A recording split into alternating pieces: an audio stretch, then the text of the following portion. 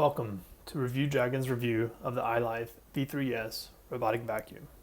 Here you'll see everything that comes with the unit, the user's manual,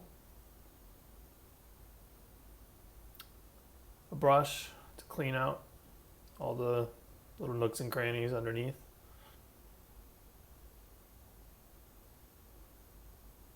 two replacement brooms,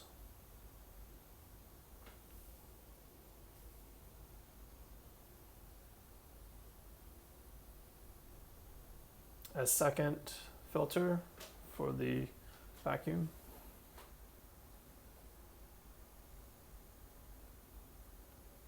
the mopping unit that clips onto the bottom,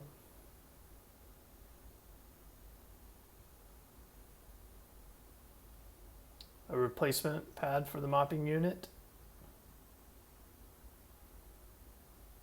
and the remote control, which allows you to control the unit and program it. To the vacuum, this is the unit. It's fairly solid. See, there's a touch button on the top, which is how you activate it without the remote. You have to press it twice.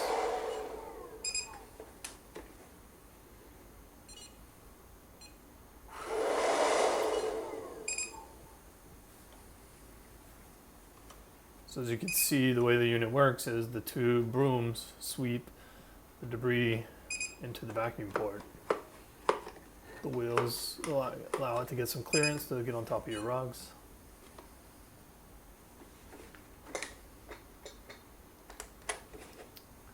And the lid is where the debris is held. Filter goes there.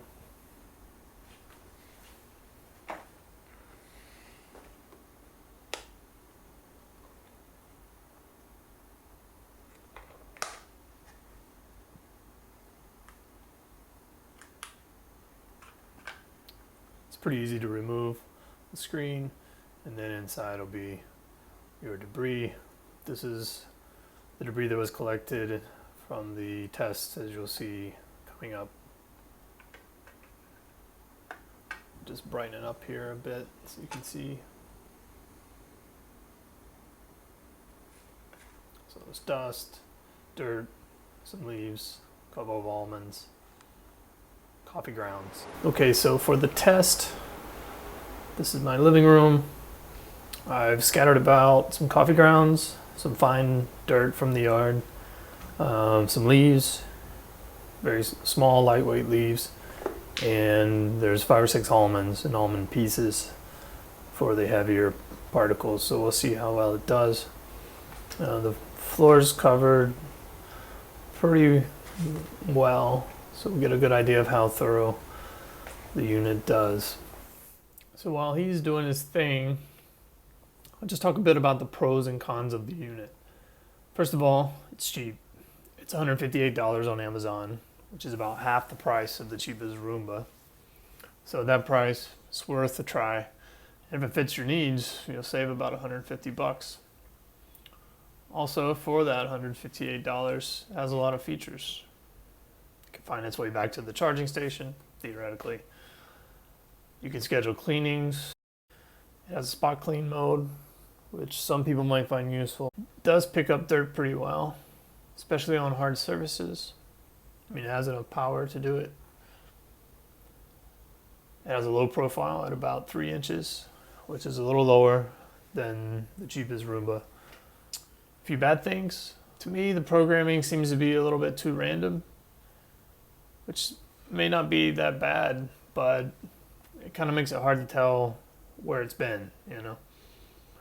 Also, if your house is just one level like mine, it means the unit will wander from one room to another, and you'll find it dead under your bed or otherwise entangled. It can get stuck on cords, and as you'll see later, can ramp itself up on things. And it doesn't find its way home very often. Only if it's in the right spot when it's done or when the battery gets low will it find its way home. Let's take a look at the results here. It did a pretty good job. The biggest thing, or biggest couple of things, where it left some dirt right up against the wall. So if you watched it in the video, it wouldn't quite go all the way up. And I'm not sure why that is. It has sensor, I think infrared or something, which helps it find the walls, and it wouldn't go all the way up. The same with these curtains. It wouldn't push them out of the way or go under them. And it didn't have the strength to pick up dirt from the grout, the very bottom, like a thick grout line, and to pick up almonds. It picked up a couple, but by the end, maybe it was full. It didn't have enough suction to get the last few almonds up. But other than that, it did a pretty good job. Okay, so let's just do a little test here, see if it can find its stop. So I'll just start the cleaning process. See, it takes off cleaning. Now I'll tell it to go home with the remote.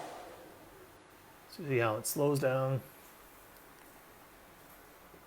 and it's going to go on a mission to try to find its home. So it's only like 10 feet away, less, 5 feet away. So he's wandered off, so I had to help him out. I picked him up and put him closer, and he was able to find his way home. Now it does, when it does find it, it actually does get on the charging plates correctly. I haven't had any issue with that. So if you just kind of kick it in the right direction, sometimes it'll find its way. The other issue I've had is that sometimes if you have weird furniture or something, you have these bar stools, and it'll push itself up on the slope, and it'll have a really hard time getting down. I'm not sure if it just, it's just a tricky thing or what, but it depletes the battery of the unit, and you'll find it dead on something like this. Now eventually it'll work itself off, but how long will it stay there? If you have 4 of these bar stools, it'll get stuck every time it goes up against one. So that's a negative. In my house anyway. You might not have anything like that, but in my house I find it stuck on these all the time. In summary, I think it's pretty good value for money at $158. I don't think it'll be beat by any of the other robot vacuums.